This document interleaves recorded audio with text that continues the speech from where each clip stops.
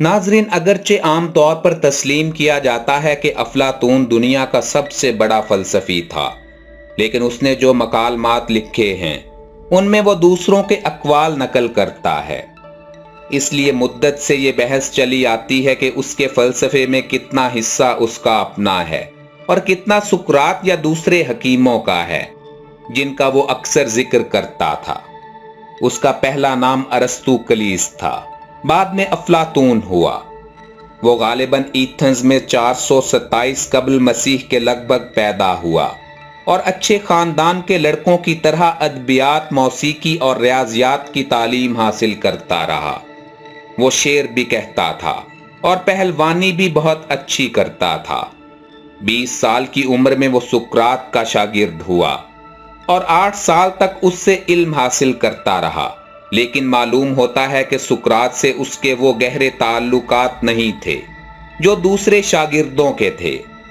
मसलन सुकरात ने खुदकुशी से पहले दोस्तों से जो गुफ्तगू की उसमें अफलातून मौजूद नहीं था। उस्ताद के मरने के बाद अफलातून ने साइरियन, मिस्र, इटली और सिसली के सफ़र किए और मिगारा के मकाम पर हकीम अक्लीदस की शागिर्दी भी इख्तियार की। 388 कबल मसीह के करीब वो गिरफ्तार हो गया और गुलाम बनाकर बेच डाला गया, लेकिन बाद में दोस्तों ने ज़रे फिदिया अदा करके उसे छुड़ा लिया। आखिर वो एथेंस पहुंचा और उसने अपनी मशहूर एकेडमी कायम की, जिसको वो अपनी जिंदगी का मकसद समझता था।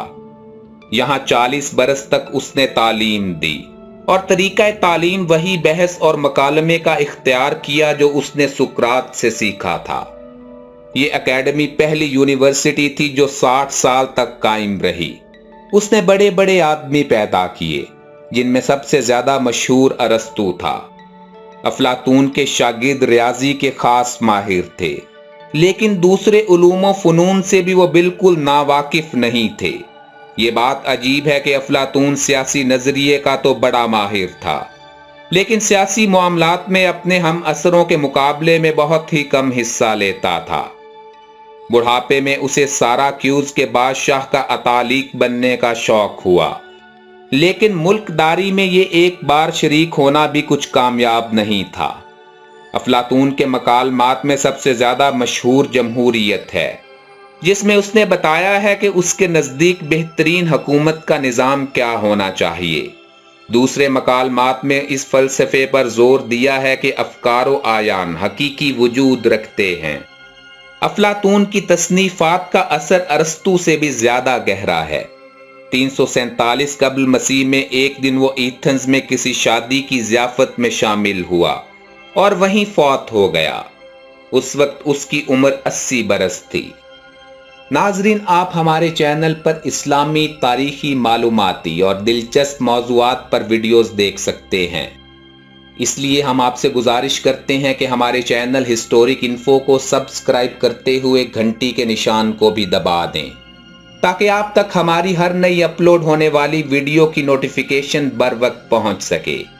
इसी तरह हमें फेसबुक पर फॉलो करने के लिए हमारे फेसबुक पेज हिस्टोरिक इन्फो का लिंक डिस्क्रिप्शन बॉक्स में मौजूद है। तो नाजरीन, मिलते हैं जल्द ही किसी नई अपलोड के साथ। अपना भरपूर ख्याल रखिएगा। अल्लाह हाफिज।